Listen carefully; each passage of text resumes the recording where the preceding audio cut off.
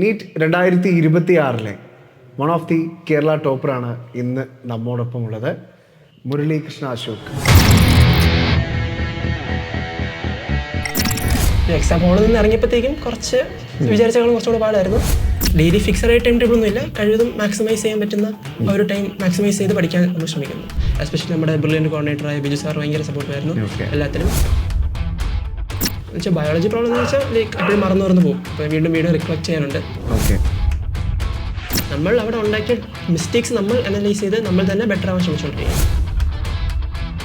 Last 8 months model exams അതിൻ്റെ ആ ഒരു ലെവൽ അനുസരിച്ചാണ് നമുക്ക് ബേസിക്കലി എല്ലാം റിക്ലക്ട് ചെയ്ത്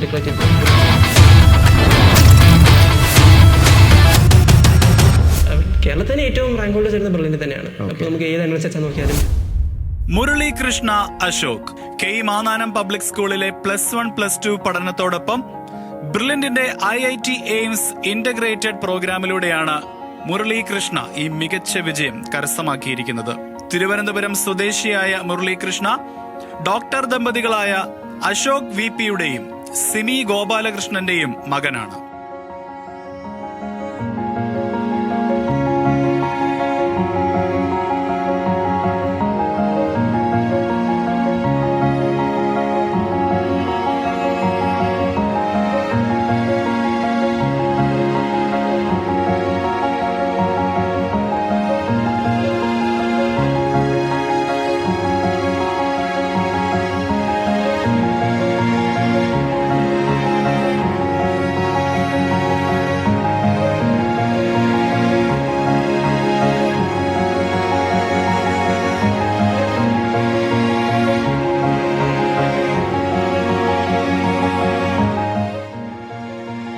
കേൾക്കാം മുരളീകൃഷ്ണയുടെ വാക്കുകൾ. NEET 2026 one of the topper മുരളീകൃഷ്ണയുടെ ഫാമിലിയാണ് ഇപ്പോൾ ഉള്ളത്. യെസ്, അപ്പോൾ തീർച്ചയായിട്ടും രണ്ടുപേരും ഡോക്ടേഴ്സാണ് അല്ലേ സാർ? ഓക്കെ, സാറ് ഇവിടെ വർക്ക് ചെയ്യുന്നു? ഞാൻ ഡോക്ടർ അശോകാണ്, ന്യൂറോളജിസ്റ്റാണ്, കിംസ് ട്രിവാൻഡ്രത്ത് വർക്ക് ചെയ്യുന്നു. Okay, madam? ഞാൻ ഗവൺമെൻറ് ഹോസ്പിറ്റൽ തൈക്കാടിലെ പീഡിയാട്രിഷ്യനാണ് ട്രിവാൻഡ്രത്ത്. യെസ്, അപ്പോൾ തീർച്ചയായിട്ടും മകൻ നല്ലൊരു സ്കോർ കരസ്ഥമാക്കി നീറ്റ് 2026 സെയിം നമ്മുടെ അതേ കരിയറിലേക്ക് തന്നെ ഫോക്കസ് ചെയ്ത് മുന്നോട്ട് പോയിരിക്കണം. അപ്പോൾ ഈ ഒരു ജേർണിയിൽ മോനെ ഒരുപാട് സപ്പോർട്ട് ചെയ്തിട്ടുണ്ടായിരിക്കും. മോനെ ഏറ്റവും കൂടുതൽ ഇൻസ്പയർ ചെയ്തത് നിങ്ങൾ രണ്ടുപേരുമായിരിക്കും. അതിനെക്കുറിച്ച് എന്താ പറയാനുള്ളത്? മോൻ നന്നായിട്ട് ഹാർഡ് വർക്ക് ചെയ്യുന്ന ആളാണ്. കഴിഞ്ഞ 2 വർഷമായിട്ട് അവൻ നന്നായിട്ട് തന്നെ കൺസിസ്റ്റൻ്റ് ആയിട്ട് അവൻ ഹാർഡ് വർക്ക് ചെയ്യുന്നുണ്ടായിരുന്നു. പിന്നെ നമ്മൾ വളരെ സപ്പോർട്ട് ചെയ്തിട്ടുണ്ടായിരുന്നു എല്ലാ കാര്യത്തിലും. പിന്നെ അവൻ അവിടെ കെ മാന്നാനത്താണ്, പിന്നെ ബ്രില്യൻ്റ് നല്ല സപ്പോർട്ടിനകത്തുണ്ടായിരുന്നു. അപ്പോൾ തീർച്ചയായിട്ടും ഒരു മകൻ ചെറുപ്പം മുതലെയൊക്കെ ഈ ഒരു ആഗ്രഹത്തെക്കുറിച്ചിട്ടൊക്കെ മാഡത്തിനോട് പറഞ്ഞിട്ടുണ്ടാവും. സെയിം പ്രൊഫഷനാണ്. പിന്നെ അതുപോലെ തന്നെ പഠിക്കുന്നതൊക്കെ ഏറ്റവും കൂടുതൽ കാര്യങ്ങളിലൊക്കെ ഏറ്റവും കൂടുതൽ ശ്രദ്ധിക്കുക അമ്മമാരെന്നൊക്കെ നമ്മൾ പറഞ്ഞു കേട്ടിട്ടുണ്ട്. അപ്പോൾ തീർച്ചയായിട്ടും മോൻ്റെ ഈ ഒരു സക്സസ്സിൽ മാഡത്തിന് എന്താണ് പറയാനുള്ളത്? അവൻ പണ്ട് തൊട്ടേ പഠിക്കാൻ അത്യാവശ്യം നല്ല കഴിവുള്ള കുട്ടിയാണ്. ഡോക്ടർ ആവണം എന്ന് പറഞ്ഞപ്പോൾ നമ്മൾ മാക്സിമം സപ്പോർട്ട് ചെയ്തു. പിന്നെ അതിന് മാക്സിമം സപ്പോർട്ട് ചെയ്ത ബ്രില്യൻറ്റിന് നമ്മുടെ എല്ലാവരുടെയും സൈഡിൽ നിന്ന് നല്ലൊരു താങ്ക് യു. അപ്പോൾ സാറിന് എന്താണ് ഒരു ബ്രില്യൻ ഫാമിലിയോട് ഇപ്പോൾ പറയാനുള്ളത്? മോൻ്റെ ഈ പഠനത്തിൽ ബ്രില്യൻ്റെ സപ്പോർട്ട് വളരെ നല്ല ഇതായിരുന്നു. ബ്രില്യൻ്റ് മോഡൽ എക്സാം അതിന് തയ്യാറെടുക്കുന്നതിന്, ഈ കോമ്പറ്റീഷൻ സക്സസ് ആയി വരുന്നതിന് എല്ലാം ബ്രില്യൻ്റെ നല്ല സപ്പോർട്ട് ഉണ്ടായിരുന്നു. ഓക്കെ, മാഡത്തിൻ്റെ ഒരു ഡോക്ടർ പ്രൊഫഷനിൽ നിന്ന് മോനോട് ഏറ്റവും കൂടുതൽ പറഞ്ഞു കൊടുത്തിട്ടുള്ളൊരു കാര്യം എന്തായിരിക്കും ഒരു പ്രൊഫഷനിലേക്ക് പോകുന്ന സമയത്ത്? നമ്മുടെ പ്രൊഫഷൻ എന്ന് പറയുമ്പോൾ ഒരിക്കലും മണി ഓറിയൻറ്റഡ് അല്ല. പേഷ്യൻറ്റിൻ്റെ അടുത്തോട്ടുള്ളൊരു സ്നേഹവും എമ്പത്തിയാണ് അതിൻ്റെ ഒരു ബേസിക്. അപ്പം പഠിച്ച് വലിയൊരു ആളായി വലിയ കാശ് വാങ്ങിക്കുക എന്നല്ല, ഡോക്ടർ എന്ന് പറയുമ്പോൾ എപ്പോഴും പേഷ്യൻ്റ് കെയർ തന്നെയാണ് അതിൻ്റെ ഏറ്റവും ഇമ്പോർട്ടൻറ്റ്. ഓക്കെ, ഇപ്പോൾ നമ്മളൊക്കെ എപ്പോഴും പറഞ്ഞു കേൾക്കാറുള്ളൊരു കാര്യമാണ്, നമ്മുടെയൊക്കെ ചൈൽഡ്ഹുഡിൽ ഏറ്റവും കൂടുതൽ ഇൻസ്പയർ ചെയ്യുന്നത് നമ്മുടെ സിബ്ലിങ്സൊക്കെ ആയിരിക്കുന്നു. അപ്പോൾ ഇവിടെ ഒരാളുണ്ട് നല്ല ഹാപ്പി ആയിട്ട് ഇരിക്കുകയാണ് ചേട്ടൻ്റെ സക്സസ്സിൽ. എന്താ ഇപ്പോൾ പറയാനുള്ളത്? അല്ല, ചേട്ടൻ ഇൻസ്പിറേഷൻ പോലെയാണ്. ഇത്ര നല്ല മാർക്കൊക്കെ വാങ്ങിച്ചില്ലേ, അപ്പോൾ ഒരു നമുക്ക് റോൾ മോഡൽ പോലെ എടുക്കാം. ഓക്കെ, ഇപ്പോൾ സ്കൂളിലെ ഫ്രണ്ട്സ് ഒക്കെ ചോദിക്കലോ കേരള ടോപ്പർ മുരളീകൃഷ്ണയുടെ അനീതി എന്നൊക്കെ പറയുമ്പോൾ ഒരു ഹാപ്പിനെസ് ഉണ്ടാവും അല്ലേ? ഓക്കെ, മോളുടെ ആഗ്രഹം എന്താണ്? എൻ്റെ ആഗ്രഹം ഇതൊരു കണ്ടുപിടിച്ചിട്ടില്ല. ഓക്കെ, ഒന്ന് ഫൈനൽ ആവാനുണ്ട്. യെസ്, അപ്പോൾ തീർച്ചയായിട്ടും മോൾക്ക് ഒരുപാട് കാര്യങ്ങൾ പറഞ്ഞു തരാനുണ്ട് ഏട്ടൻ. ചിലപ്പോഴൊക്കെ ഇങ്ങനെ ഇതിനെ കുറിച്ചൊക്കെ പറയും. എങ്ങനെയാണ് പഠിക്കുന്ന കാര്യത്തെ കുറിച്ചൊക്കെ പറയാം? പഠിക്കുന്ന കാര്യങ്ങൾ എന്താ പറയാറുള്ളത്? എന്താ പറയാറുള്ള അല്ല എന്ന് വെച്ചാൽ ചിലതൊക്കെ ഭയങ്കര പാട് ടഫ് അങ്ങനെയൊക്കെ പറയും, അത്രേ ഉള്ളൂ. എത്രയേ ഉള്ളൂ, കൂളാണ്. Cool cool. അപ്പോൾ ചേട്ടനെ പോലെ തന്നെ നല്ലൊരു സ്കോറും റാങ്കും ഒക്കെ കരസ്ഥമാക്കാൻ നല്ലൊരു അംബീഷൻ ലൈഫിൽ ഉണ്ടാവട്ടെ എന്ന് ഫസ്റ്റ് ഓഫ് ഓൾ ആശംസിക്കുന്നു. എന്ത് തോന്നുന്നു ആദ്യം ഈ ഒരു റിസൾട്ട് അറിഞ്ഞപ്പോൾ ഫീലിംഗ് എന്താണ്? റിസൾട്ട് അടിച്ചപ്പോൾ നല്ല ഹാപ്പി തന്നെയായിരുന്നു. ഓക്കെ ഈ നല്ല മാർക്ക് തന്നെ കിട്ടിയത്, നല്ല കോളേജ് തന്നെ കിട്ടുമെന്ന് വിചാരിക്കുന്നു. ഓക്കെ, അറ്റ് ദിസ് മൊമെന്റ് ആരോടൊക്കെയാണ് താങ്ക്സ് പറയാനുള്ളത്? ഓഫ്കോഴ്സ് ആദ്യമായിട്ട് പാരൻസിനോട് തന്നെ താങ്ക് യു പറയുന്നു. ഓക്കെ, പിന്നെ ബ്രില്യൻ ഫാക്കൽറ്റിയോടും നമുക്ക് മാതാനം കോർഡിനേറ്റർ അബി സാറിനോടും ക്ലാസ് ടീച്ചർ അശ്വതി മിസ്സിനോടും എല്ലാം നല്ലപോലെ താങ്ക്സ് ഞാൻ ഇപ്പോൾ പറയുന്നു. ഓക്കെ, ഇത്രയും ഇൻസ്പയറിംഗ് ആയിട്ട് ഒരുപാട് കാര്യങ്ങളൊക്കെ പറഞ്ഞു കൊടുത്ത് അത് കൃത്യമായിട്ട് ജീവിതത്തിൽ പ്രാവർത്തികമാക്കണമെന്ന തിരിച്ചറിവോട് കൂടിയിട്ടാണ് മുരളീകൃഷ്ണ ഇന്ന് ഇവിടെ ഏറ്റവും നല്ലൊരു റാങ്ക് കരസ്ഥമാക്കി കേരളത്തിലെ മുൻനിരക്കാരിൽ ഒരാളായി നിൽക്കുന്നത്. അപ്പോൾ തീർച്ചയായിട്ടും 2026 നീറ്റ് നമുക്കറിയാം, കുറച്ച് ആദ്യം ഒരു നീറ്റ്, പിന്നീട് അത് കഴിഞ്ഞിട്ട് റീ നീറ്റ്, ഇങ്ങനെ പല സാഹചര്യങ്ങളിലൂടെ കടന്നു പോയപ്പോഴും ആ ഒരു മാനസികാവസ്ഥയൊക്കെ ഭയങ്കര സ്ട്രോങ് ആയിട്ട് നിർത്തി നന്നായിട്ട് നല്ലൊരു സ്കോർ കരസ്ഥമാക്കിയ മുരളീകൃഷ്ണയ്ക്ക് 2027 നീറ്റ് പ്രിപ്പയർ ചെയ്യാൻ പോകുന്ന, അല്ലെങ്കിൽ ഇനി അങ്ങോട്ട് നീറ്റ് പ്രിപ്പയർ ചെയ്യാൻ പോകുന്ന എല്ലാ വിദ്യാർത്ഥികളോടുമായി ഒരുപാട് കാര്യങ്ങൾ പറയാനുണ്ട്. അപ്പോൾ തീർച്ചയായിട്ടും നമുക്കൊന്ന് കേൾക്കാം. Hi all, NEET 2026 one of the Kerala ടോപ്പറാണ് ഇന്ന് നമ്മോടൊപ്പം ഉള്ളത്, മുരളീകൃഷ്ണ അശോക്. തീർച്ചയായിട്ടും ഒരുപാട് ഹാർഡ് വർക്ക് ചെയ്ത് ബ്രില്യൻറ്റിൻ്റെ കെ മാന്നാനം സ്കൂളിൽ 2 ഇയർ ഇൻ്റഗ്രേറ്റഡ് പ്രോഗ്രാമിലൂടെയാണ് മുരളി ഈ ഒരു വലിയ വിജയത്തിലേക്ക് എത്തിയത്. നമ്മളിപ്പോൾ ഉള്ളത് ട്രിവാൻഡ്രത്താണ്. ബാക്കി വിശേഷങ്ങളൊക്കെ മുരളി തന്നെ പറയാം. മുരളി, റിസൾട്ടൊക്കെ അറിഞ്ഞു, എന്താണ് ആദ്യം തോന്നിയത്? അതിന് വളരെ തന്നെ സന്തോഷമായിരുന്നു. ഈ ഒരു സ്കോർ എക്സ്പെക്ട് ചെയ്തിരുന്നോ? ആൻസർക്ക് നോക്കിയപ്പോഴത്തേക്കും എക്സ്പെക്ട് ചെയ്തു. വെച്ചാൽ എക്സാം ഹാളിൽ നിന്ന് ഇറങ്ങിയപ്പോഴത്തേക്കും കുറച്ച് വിചാരിച്ചകളും കുറച്ചുകൂടെ പാടായിരുന്നു. ഓക്കെ, പക്ഷേ ആൻസർ കേക്ക് നോക്കിയപ്പോഴത്തേക്കും കുഴപ്പമില്ല. അന്ന് ആൻസർ കീ കിട്ടപ്പോൾ എല്ലാം ചെക്ക് ചെയ്ത് എല്ലാം കുഴപ്പമില്ലായിരുന്നു. ഓക്കെ, അപ്പം മോനെ ഇപ്പോൾ 2026 നമുക്ക് 2 തവണ നീറ്റ് എഴുതേണ്ട ഒരു സാഹചര്യം വന്നു. മോനെ ആദ്യം എന്ത് തോന്നി നീറ്റ് എന്നൊക്കെ പറഞ്ഞപ്പോൾ? എന്നുവെച്ചാൽ ഫസ്റ്റ് എക്സാം ഭയങ്കര എളുപ്പമായിരുന്നല്ലോ. അതെ, അപ്പോൾ നമ്മളെല്ലാവരും കുറച്ചും കൂടെ എളുപ്പമാകുമ്പോൾ റാങ്ക് വൈസ് കുറച്ചും കൂടെ ബാക്കിലോട്ട് പോകുമെന്ന് കരുതി. പിന്നെ സെക്കൻഡ് എക്സാം ആയിരുന്നു കുറച്ചും കൂടെ പാടായിരുന്നു. എക്സാമ്പിൾ ഇറങ്ങുമ്പോഴത്തേക്കും കുറച്ച് ടെൻഷൻ ഉണ്ടായിരുന്നു. കുഴപ്പമില്ല, ആൻസർ കേക്ക് വന്നപ്പോഴത്തേക്ക് അത്യാവശ്യം നല്ല റാങ്ക് തന്നെ നേടാൻ പറ്റി. അത്യാവശ്യം നല്ല റാങ്ക് എന്ന് പറഞ്ഞാൽ കേരളത്തിലെ ഏറ്റവും ടോപ്പേഴ്സിൽ ഒരാളായിട്ട് മുന്നിൽ നിൽക്കുന്നു. അപ്പോൾ തീർച്ചയായിട്ടും ഇപ്പോൾ 2027 നീറ്റ് പ്രിപ്പയർ ചെയ്യുന്ന വിദ്യാർത്ഥികൾക്ക് അറിയാൻ ആഗ്രഹം, ഒരു പഠന രീതി എങ്ങനെയായിരുന്നു? പ്രത്യേക ടൈം ഷെഡ്യൂൾ ഉണ്ടായിരുന്നു? സബ്ജക്ട് വൈസ് ഒക്കെ എങ്ങനെയാണ് ആ നീറ്റ് പ്രിപ്പറേഷൻ സ്ട്രാറ്റജി എങ്ങനെയായിരുന്നു എന്നൊക്കെയാണ്, അതിനെക്കുറിച്ച് എന്താ പറയുന്നത്? പക്ഷേ മെയിൻലി ഞാൻ ഹോസ്റ്റലിൽ തന്നെ നിന്ന് പഠിച്ചതാണ്. അപ്പോൾ ഹോസ്റ്റലിൽ നിൽക്കുമ്പോഴത്തേക്കും ഹോസ്റ്റലിൻ്റെ അതായത് ടൈം ടേബിൾ ഉണ്ട്. പക്ഷെ നമ്മൾ നമ്മുടെ ഒരു ഇതിൽ തന്നെ പോകുന്നു. ഇങ്ങനെ ഡെയിലി ഫിക്സഡ് ആയ ടൈം ടേബിൾ ഒന്നും ഇല്ല. കഴിവതും മാക്സിമൈസ് ചെയ്യാൻ പറ്റുന്ന ആ ഒരു ടൈം മാക്സിമൈസ് ചെയ്ത് പഠിക്കാൻ നമ്മൾ ശ്രമിക്കുന്നു. ഓക്കെ, ഇപ്പോൾ തീർച്ചയായിട്ടും നമ്മൾ 2 ഇയർ ഇൻ്റഗ്രേറ്റഡ് പ്രോഗ്രാമിൻ്റെ ഭാഗമായിരുന്നു.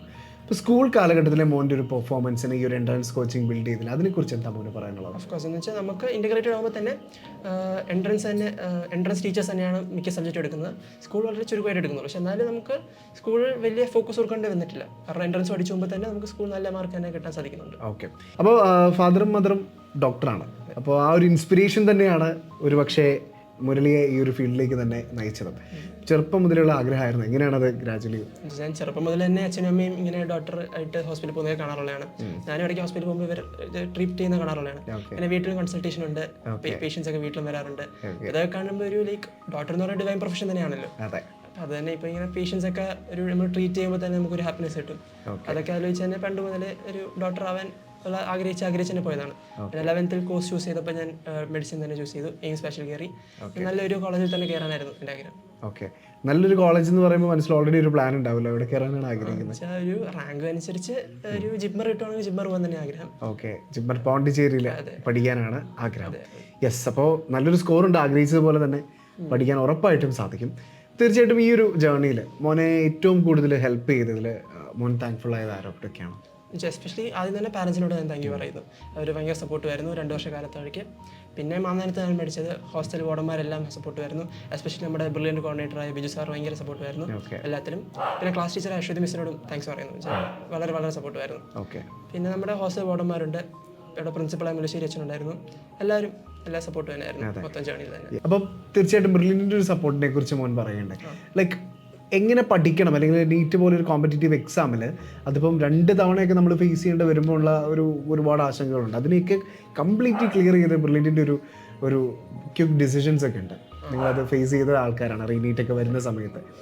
അപ്പോൾ ആ ഒരു ബ്രില്യൻറ്റ് അപ്രോച്ചിനെ കുറിച്ച്, ബ്രില്യൻറ്റിലെ പഠന രീതിയെക്കുറിച്ചൊക്കെ ഒന്ന് പറയാം.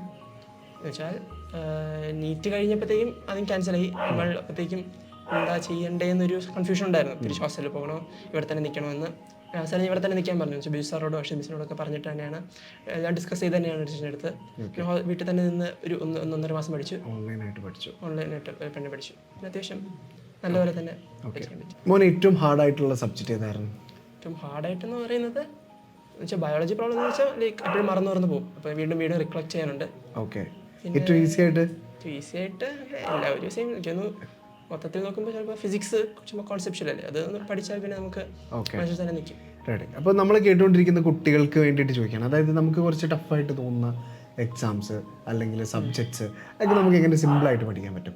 ശരിക്കും നമ്മൾ ടഫാന്ന് പറഞ്ഞ് മാറ്റി വെക്കാനൊന്നും പാടില്ല. നമ്മൾ തന്നെ എപ്പോഴും ലൈക്ക് നമ്മളൊരു അപ്രോച്ച് എടുത്ത് നമ്മൾ തന്നെ അത് ക്ലിയർ ചെയ്ത് നമ്മൾ തന്നെ പഠിക്കാൻ നമ്മൾ ശ്രമിച്ചുകൊണ്ടിരിക്കണം. ഓഫ്കോഴ്സ് നമ്മളാണെങ്കിൽ എക്സാമൊന്നും പേടിക്കാൻ പാടില്ല. എസ്പെഷ്യലി ബില്ലിൽ നടന്ന മോഡൽ എക്സാം നമ്മൾ പേടിച്ച് മാറിയിരിക്കാൻ പാടില്ല. നമ്മളിങ്ങനെ എല്ലാ എക്സാമിനും തന്നെ എഴുതാൻ ശ്രമിക്കണം. എല്ലാ അറിയാത്ത പോർഷൻസൊക്കെ നമ്മൾ തന്നെ പഠിക്കാൻ ശ്രമിക്കണം. എല്ലാ ഹാർഡായിട്ടുള്ള നമ്മൾ തന്നെ അപ്രോച്ച് ചെയ്ത് ക്ലിയർ ചെയ്യാൻ ശ്രമിക്കണം. ഇപ്പോൾ ഈ പഠിക്കുന്ന ഒരു സമയത്ത് നമുക്ക് ചെറിയ ഡിസ്ട്രാക്ഷൻസ് ഒക്കെ ഉണ്ടാവും. കാരണം നമ്മൾ ഫോൺ, സോഷ്യൽ മീഡിയ യൂസ് ചെയ്യുന്നില്ല. നമ്മൾ ഹോസ്റ്റലിലൊക്കെ ആകുമ്പോഴേക്കും നമ്മൾ നമ്മുടെ പേരൻസിനെ അല്ലെങ്കിൽ ഫ്രണ്ട്സിനെ, നാട്ടിലുള്ളവരെയൊക്കെ കാണുന്നില്ല. ഇപ്പോൾ ഇങ്ങനെ ഒരു ടൈമിൽ നമ്മുടെ മൈൻഡിനെ കൂളാക്കാൻ ചെയ്യേണ്ട കുറച്ച് ടിപ്സ് എന്തൊക്കെയായിരിക്കും? ഞാൻ ഹോസ്റ്റലിൽ നിന്നാണ് പഠിച്ചത്. അവിടെമാർ തന്നെ ഉണ്ട്. എല്ലാം നമുക്ക് മാനേജ് ചെയ്ത് കൊണ്ടുപോകാൻ തന്നെ. ഓഫ്കോഴ്സ് നമുക്ക് തന്നെ ഇങ്ങനെ 5 മണിക്കൂറൊക്കെ ഒരുമിച്ചിരുന്ന് പഠിക്കാൻ സാധിക്കുന്ന കാര്യമല്ലല്ലോ. അപ്പോൾ നമുക്ക് കഴിവതും നമ്മൾ എങ്ങനെയാണെന്ന് വെച്ചാൽ നമ്മൾ ഫോക്കസ് ചെയ്ത് നമ്മുടെ ഒരു സേഫ് സ്പേസ് നമ്മൾ തന്നെ ഇത് പഠിക്കാൻ ശ്രമിക്കണം. പിന്നെ വേണമെങ്കിൽ ഇടയ്ക്കിടയ്ക്ക് ബ്രേക്ക് എടുക്കാം, ഇടയ്ക്കൊന്ന് എവിടെയെങ്കിലൊക്കെ നടന്നേക്കാം, ഫ്രണ്ട്സിനോടൊക്കെ സംസാരിക്കാം. നമുക്ക് തന്നെ ഒന്ന് കമ്മ്യൂണിക്കേറ്റ് ചെയ്ത് നമ്മുടെ ഒരു ഫ്രണ്ട്സ് ഗ്രൂപ്പിൽ തന്നെ നമുക്ക് ഗ്രൂപ്പായിട്ടിരുന്ന് പഠിക്കാം. ഗ്രൂപ്പ് ഡിസ്കഷൻ നടത്താൻ അതൊക്കെ എപ്പോഴും ഹെൽപ്ഫുൾ ആണ്. ഓക്കെ. അപ്പോൾ തീർച്ചയായിട്ടും ഒരു ഹെൽത്തി കോമ്പറ്റീഷൻ ബെർലിനിലുണ്ടായിരുന്നു അല്ലേ? എനിക്ക് തോന്നുന്നു കെഇ മാന്നാനം സ്കൂളിലാണ് പഠിച്ചത്. നമുക്ക് അഡ്വാൻസ്ഡ് ടോപ്പർ, കീം ടോപ്പർ, അതുപോലെ BR ആൻഡ് ബി പ്ലാനിങ്ങിൻ്റെ ടോപ്പർ, ഇവർക്ക് ഇങ്ങനൊരു ഒരുപാട് ടോപ്പേഴ്സിനൊപ്പം ഇരുന്നായിരുന്നു നിങ്ങളുടെ ഒരു കോമ്പറ്റീഷൻ എന്ന് പറയുന്നത്. ആ ഡേയ്സൊക്കെ ഓർത്തെടുക്കുന്നുണ്ടോ? ആ ക്ലാസ്സിൽ റാങ്ക് വായിക്കുന്നതും? കേരളത്തിന് ഏറ്റവും റാങ്ക് ഹോൾഡേഴ്സ് വരുന്നത് ബെർലിൻ്റെ തന്നെയാണ്. അപ്പോൾ നമുക്ക് ഏത് എൻട്രൻസ് എടുത്ത് നോക്കിയാലും ബെർലിൻ്റെ തന്നെയാണ് എപ്പോഴും ടോപ്പ് റാങ്കുകളെല്ലാം. ഇപ്പോൾ തന്നെ കീം എടുക്കുന്ന ടോപ്പ് 20 റാങ്ക് ബെർലിൻ തന്നെയാണ്. യെസ്. അപ്പോൾ ആ ഒരു ഹെൽത്തി കോമ്പറ്റീഷൻ നമുക്ക് തന്നൊരു കോൺഫിഡൻസിനെ കുറിച്ച് പറയാനാണെങ്കിൽ എന്തായിരുന്നു വെച്ചാൽ നമുക്കറിയാം, നമ്മളൊരു ഫ്രണ്ട്സ് ഗ്രൂപ്പിനകത്ത് നമ്മൾ ടോപ്പ് അല്ലെങ്കിലും ഓവറോൾ നോക്കുമ്പോൾ നമ്മൾ തന്നെ അത്യാവശ്യം നല്ല റാങ്ക് എടുക്കും. കാരണം ഓവറോൾ എല്ലാം മെയിൻ ലൈക്ക് ടോപ്പേഴ്സ് തന്നെ വരുന്നതെല്ലാം ഇവിടെ തന്നെ കോൺസെൻട്രേറ്റ് ആണ് വരുന്നത്. നമുക്ക് ബ്രില്യൻ്റ് എക്സാം കിട്ടുന്ന റാങ്ക് തന്നെ ആയിരിക്കും ഓവറോൾ കേരള എടുക്കുമ്പോഴത്തേക്കും കിട്ടുന്നത്. അപ്പോൾ ഓഫ്കോഴ്സ് ഇറ്റ്സ് വലിയ ഡിഫറൻസ് ഒന്നും വരുന്നില്ല. മാർക്കിലുണ്ടാകുന്ന ഒരു ഫ്ലക്ച്വേഷൻസ് ഉണ്ട്. അത് ഒരു പരിധിവരെ കുട്ടികളെയൊക്കെ കുറച്ചൊന്ന് എന്താ പറയുക ടെൻഷൻ ആക്കാറുണ്ട്. ഇപ്പോൾ മുരളിയെ സംബന്ധിച്ചിടത്തോളം മുരളിക്കും അങ്ങനെ ഒരു സാഹചര്യം ഉണ്ടായിട്ടില്ലേ? ഇപ്പോൾ റാങ്കൊക്കെ വായിക്കുന്ന സമയത്ത് പലപ്പോഴും മുരളീകൃഷ്ണ എന്ന് പറയുന്ന പേര് നമ്മൾ ആദ്യം തന്നെ കേട്ടിട്ടുണ്ടെങ്കിലും പിന്നീട് ഗ്രാജുവലി ചെറിയൊരു മാർക്കിലേക്ക് വ്യത്യാസം വരുമ്പോൾ ബാക്കിലേക്ക് പോകുന്നതൊക്കെ കണ്ടിട്ടുണ്ട്. ഈ ഒരു ഫ്ലക്ച്വേഷൻസ് നോർമലാണ് അല്ലേ? പക്ഷേ കൺസിസ്റ്റൻസി മെയിൻറ്റെയിൻ ചെയ്ത് നമുക്ക് എങ്ങനെ നന്നായിട്ട് പഠിച്ച് നല്ലൊരു സ്കോറിലേക്ക് എത്താൻ പറ്റുമെന്നാണ് മുരളിക്ക് പറയാനുള്ളത്. എന്നുവെച്ചാൽ ബേസിക്കലി നമ്മൾ ലൈക്ക് ഒരു എക്സാമിൽ നമുക്കിപ്പോൾ നല്ല മാർക്ക് കിട്ടി, നല്ല റാങ്ക് കിട്ടി. അടുത്ത എക്സാം കുറച്ച് കുറഞ്ഞു വെച്ചാൽ നമ്മളൊരു ഡിപ്രഷനിലോട്ടൊന്നും അങ്ങനെയൊന്നും പോകാൻ പാടില്ല. നമ്മളൊന്നും കുറച്ച് സങ്കടത്തോടൊന്നും പോകാൻ പാടില്ല. നമ്മൾ അവിടെ ഉണ്ടാക്കിയ മിസ്റ്റേക്സ് നമ്മൾ അനലൈസ് ചെയ്ത് നമ്മൾ തന്നെ ബെറ്റർ ആവാൻ ശ്രമിച്ചുകൊണ്ടിരിക്കണം. അപ്പോൾ എനിക്കും തന്നെ അവസാനത്തെ ഇവിടെ ലൈക്ക് നീറ്റ് കഴിഞ്ഞ് ക്യാൻസൽ ചെയ്ത എക്സാമിൽ കുറേയൊക്കെ ഇടയ്ക്ക് നല്ല കുറഞ്ഞു പോയിട്ടുണ്ടായിരുന്നു. പക്ഷെ അത് കുഴപ്പമില്ല, നമ്മളത് മിസ്റ്റേക്സ് അനലൈസ് ചെയ്ത് തിരിച്ചിരുന്നല്ലേ, അതാണ് ഏറ്റവും ഇമ്പോർട്ടൻറ്റ്. ഇപ്പോൾ ബെർലിനിലേക്ക് എത്തുന്ന വിദ്യാർത്ഥികളെ സംബന്ധിച്ചിടത്തോളം നമ്മളിപ്പോഴും കുട്ടികൾക്ക് കൃത്യമായ ഗൈഡൻസ് പറഞ്ഞു കൊടുക്കാറുണ്ട്. എനിക്ക് തോന്നുന്നു ഈ വർഷത്തെ എത്ര എൻട്രൻസ് എക്സാംസ് എഴുതിയിട്ടുണ്ടാവും? ഒന്നോർത്തെടുക്കാം. ഈ വർഷം തന്നെ ഞാൻ mains first session second session എഴുതി, അഡ്വാൻസ്ഡ് എഴുതി, പിന്നെ കീമിന്റെ ബിഫാം എഴുതി, പിന്നെ ഐസർ എഴുതിയായിരുന്നു, പിന്നെ നീറ്റ്. ഇതിലൊക്കെ എത്ര സ്കോർ ഉണ്ടായിരുന്നു ഇതുകൂടെ പറയാം? മെയിൻസിൽ എനിക്ക് 99% ഉണ്ടായിരുന്നു. പിന്നെ അഡ്വാൻസ് ആയപ്പോഴത്തേക്കും 13,000 ഓൾ ഇന്ത്യ റാങ്ക്. പിന്നെ ബിഫാം വന്നപ്പോഴത്തേക്കും കേരള 8th റാങ്ക്. പിന്നെ ഐസറിന്റെ result all India 340 something. Okay. അതായത് എല്ലാ എൻട്രൻസ് എക്സാമും എഴുതി, ഇപ്പോൾ നീറ്റും എഴുതി. അതിൽ ആഗ്രഹിച്ചത് നീറ്റായിരുന്നു, നീറ്റിൽ നല്ലൊരു സ്കോറായിരുന്നു. പക്ഷെ കൂടെ എഴുതിയ എല്ലാ എൻട്രൻസ് എക്സാമിലും നല്ലൊരു സ്കോർ കരസ്ഥമാക്കാൻ സാധിച്ചു. ഇനി മോനെ, നമ്മൾ ഇപ്പോൾ സബ്ജക്റ്റ് വൈസ് ഒക്കെ പഠിക്കുമ്പോൾ തീർച്ചയായിട്ടും ബയോളജി പഠിക്കേണ്ട ഒരു രീതിയെക്കുറിച്ചിട്ട് മോൻ നേരത്തെ പറഞ്ഞിരുന്നു. കുറച്ചുകൂടി ഇൻഡെപ്തിൽ നമുക്ക് ലൈൻ ബൈ ലൈൻ പഠിക്കണം എന്നൊക്കെ നമ്മൾ കേട്ടിട്ടുണ്ട് അല്ലേ? അപ്പോൾ അതിനെ കുറിച്ചിട്ടൊക്കെ മോനൊക്കെ എങ്ങനെയാണ് പറയാനുള്ളത്? വെച്ചാൽ ബയോളജി ഒരു പ്രശ്നം എന്താ വെച്ചാൽ നമ്മൾ ലൈക്ക് പഠിപ്പിച്ചുകൊണ്ടിരിക്കുമ്പോൾ നമ്മൾ വായിച്ചു പോകും NCERT. പക്ഷേ വീണ്ടും എക്സാം വരുമ്പോൾ നമ്മൾ വീണ്ടും വായിക്കണം. അപ്പോൾ ലൈക്ക് ബയോളജി എന്നൊരു കണ്ടിന്യൂസ് പ്രോസസ്സ്. നമ്മൾ ലാസ്റ്റ് എക്സാം വരെ തന്നെ വീണ്ടും വായിച്ചുകൊണ്ട് തന്നെ ഇരിക്കണം. കാരണം അത് മറന്നു, നമുക്കൊന്നും ചെയ്യാൻ പറ്റത്തില്ല, അതിൽ മറന്നു. പിന്നെ കെമിസ്ട്രി ഒക്കെ വരുമ്പോഴത്തേക്കും ഇനോർഗാനിക് ഉണ്ട്. ഇനോർഗാനിക്കാണ് കുറച്ച് ട്രിക്കി പാർട്ട്. ഓഫ്കോഴ്സ് കുറേ തിയറിയാണ്, നമുക്ക് എല്ലാം ബൈ ഹാർട്ട് ചെയ്ത് തന്നെ പോകണം. പിന്നെ നമ്മൾ ബാക്കി എല്ലാം കെമിസ്ട്രി പിന്നെ കോൺസെപ്റ്റില്ല. ബാക്കി ഓർഗാനിക് നമുക്ക് ആ ഫ്ലോയിൽ പഠിച്ചാൽ മതി, എല്ലാം മനസ്സിൽ തന്നെ ഇരിക്കും. ഫിസിക്സും കോൺസെപ്റ്റ് നമുക്ക് പഠിച്ചു പോകുന്നതിലൂടെ നമ്മൾ കുറേ ക്വസ്റ്റ്യൻസ് ചെയ്ത് പോകണം. എന്നുവെച്ചാൽ എക്സാം വരുമ്പോൾ എക്സാമിൽ മിസ്റ്റേക്സ് ഒന്നും ആ വരുന്ന ടോപ്പിക്കും തിയറി നല്ലപോലെ വായിച്ചു പോയാൽ ഫിസിക്സ് നമുക്ക് ഈസി ആയിട്ട് സ്കോർ ചെയ്യാൻ പറ്റുന്നേ ഉള്ളൂ. ഇപ്പോൾ തീർച്ചയായിട്ടും നമുക്കറിയാം നീറ്റ് മോഡൽ എക്സാംസിനൊപ്പം നീറ്റ് അഡ്വാൻസ്ഡ് മോഡൽ എന്ന് പറഞ്ഞൊരു എക്സാം കൂടി ഉണ്ടായിരുന്നു. ഇതൊരു നീറ്റ് 2025 അതേ സ്റ്റാൻഡേർഡ് പോലെ, അതായത് നല്ല ടഫായിട്ടുള്ള ക്വസ്റ്റ്യൻസ് ഫേസ് ചെയ്യേണ്ട ഒരു സാഹചര്യം ഉണ്ടായിരുന്നു. ആ ഒരു ബ്രില്യൻ മൂവിനെ കുറിച്ച് എന്താണ് പറയാനുള്ളത്? ബേസിക്കലി ലാസ്റ്റ് 8 months ആയപ്പോഴത്തേക്കും അഡ്വാൻസ്ഡ് 2025 നീറ്റ് കഴിയുമ്പോഴത്തേക്ക് വരാണെങ്കിൽ നീറ്റ് അഡ്വാൻസ്ഡ് മോഡൽ കൊണ്ടുവന്നു. ഓഫ്കോഴ്സ് എന്ന് വെച്ചാൽ നല്ല ക്വസ്റ്റൻ, വളരെ നല്ല മൂവ് കാരണം അത്ര നല്ല ക്വസ്റ്റൻസ് ഒക്കെ നമുക്ക് കാണാൻ പറ്റി. ചില പേപ്പറിലൊക്കെ നമുക്ക് ക്വസ്റ്റൻസ് ഒക്കെ ജി അഡ്വാൻസ് ലെവൽ തന്നെ ക്വസ്റ്റൻസ് ഒക്കെ വന്നിട്ടുണ്ട്. അത് എസ്പെഷ്യലി നമ്മൾ ഇപ്പോൾ കഴിഞ്ഞ നീറ്റ് അത്യാവശ്യം പാടേണ്ടായിരുന്നു. അത് വളരെ വളരെ ഹെൽപ്പ് ചെയ്തു. ലാസ്റ്റ് 8 months മോഡൽ എക്സാംസ് അതിൻ്റെ ആ ഒരു ലെവൽ അനുസരിച്ചാണ് നമുക്ക് ബേസിക്കലി എല്ലാം റിക്കളക്ട് ചെയ്ത് പോകുന്നു. അപ്പോൾ പുതിയ കോൺസെപ്റ്റ്സ് നമ്മൾ ഇൻട്രൊഡ്യൂസ് ആവുന്നു. ഇപ്പോൾ നീറ്റ് അഡ്വാൻസ് വരുമ്പോൾ തന്നെ എല്ലാ ക്വസ്റ്റൻസ് പുതിയ ടൈപ്പ് ആണല്ലോ. നമ്മൾ കണ്ട് നമുക്ക് ഓൾമോസ്റ്റ് സെറ്റ് ആവും. ഇത് മൊത്തത്തിൽ എല്ലാം സെറ്റായി വരും. ഓക്കെ, ഇപ്പോൾ നീറ്റ് 2027 തയ്യാറെടുക്കുന്ന ഒരുപാട് കുട്ടികളുണ്ട്. അവരോട് മുരളിക്ക് എന്താണ് പറയാനുള്ളത്? എങ്ങനെ പഠിക്കണം, എങ്ങനെ ടൈം നമ്മൾ സെറ്റ് ചെയ്യണം, ആൻഡ് പല മാർക്കിലൊക്കെ പല വേരിയേഷൻസ് ഒക്കെ വന്നാലും എങ്ങനെ കൺസിസ്റ്റൻ്റ് ആയിട്ട് നമ്മൾ ഒരേ മനസ്സോടി സക്സസ്സിലേക്ക് എത്തണം എന്നുള്ളതിനെക്കുറിച്ച് മുരളിക്ക് എന്താണ് പറയാനുള്ളത്? ബേസിക് നമ്മളിപ്പോൾ പഠിച്ചു തുടങ്ങുമ്പോഴത്തേക്കും ആദ്യമൊക്കെ നമുക്ക് ഭയങ്കര ഓവർവെൽമിംഗ് ആയിട്ട് തോന്നും. കാരണം നമ്മൾ ലൈക്ക് സ്കൂൾ സ്റ്റഡീസൊക്കെ പഠിച്ചാലേ വരുന്നുള്ളൂ. ബ്രില്യനിലോട്ട് വരുമ്പോൾ കുറേ പഠിക്കാനുണ്ട്. ലൈക്ക് കൂടുതൽ തന്നെയാണ് എല്ലാം. നമ്മളത് അത് കണ്ട് തളരാനൊന്നും പാടില്ല. ലൈക്ക് നമ്മൾ പഠിച്ച് ലൈക്ക് നമുക്കൊരു ഫോക്കസ് എന്ന് വെച്ചാൽ നമ്മളത് വെച്ച് തന്നെ പോകണം. ബേസിക്കലി ഇങ്ങനെ പഠിച്ച് കൺസിസ്റ്റൻ്റ് ആയിട്ട് എല്ലാ ദിവസവും ഡെയിലി പോർഷൻസ് അത് റിവൈസ് ചെയ്ത് എക്സാം വരുമ്പോൾ എക്സാമിന് വേണ്ടി പഠിച്ച് അങ്ങനെ പിന്നെ പഠിച്ചു പോകണം. അതാണ് ഏറ്റവും ബെസ്റ്റ് സ്ട്രാറ്റജി. ഓക്കെ, പിന്നെ നീറ്റ് 2027 എഴുതാൻ പോകുന്ന എല്ലാ വിദ്യാർത്ഥികളും എൻ്റെ വക all the very best. Yes, അപ്പോൾ മുരളീകൃഷ്ണൻ പറഞ്ഞ പോലെ തന്നെ നല്ലതായിട്ട് കൺസിസ്റ്റൻസി ഒക്കെ മെയിൻറ്റെയിൻ ചെയ്ത് പഠിക്കുക. നമുക്കൊരുപാട് ടെൻഷൻസ് ഒക്കെ ഉണ്ടാവും, മാർക്കിൽ ചെറിയ വേരിയേഷൻസ് ഒക്കെ ഉണ്ടാവും. പക്ഷെങ്കിലും നമുക്ക് നമ്മിൽ തന്നെ ഒരു വിശ്വാസം ഉണ്ടാവുക. അങ്ങനെയാണെങ്കിൽ നല്ലൊരു സ്കോറിലേക്കും ഇതുപോലെ നല്ലൊരു റാങ്കിലേക്കും നിങ്ങൾ ആഗ്രഹിച്ച മെഡിക്കൽ കോളേജുകളിലേക്കും നിങ്ങൾക്ക് എത്താൻ സാധിക്കും. അപ്പോൾ വൺസ് അഗെയിൻ എയിംസ് അല്ലെങ്കിൽ ജിപ്മർ എന്നൊരു ലക്ഷ്യം നേടാൻ സാധിക്കട്ടെ എന്ന് ആത്മാർത്ഥമായിട്ട് ആശംസിക്കുന്നു. Thank you.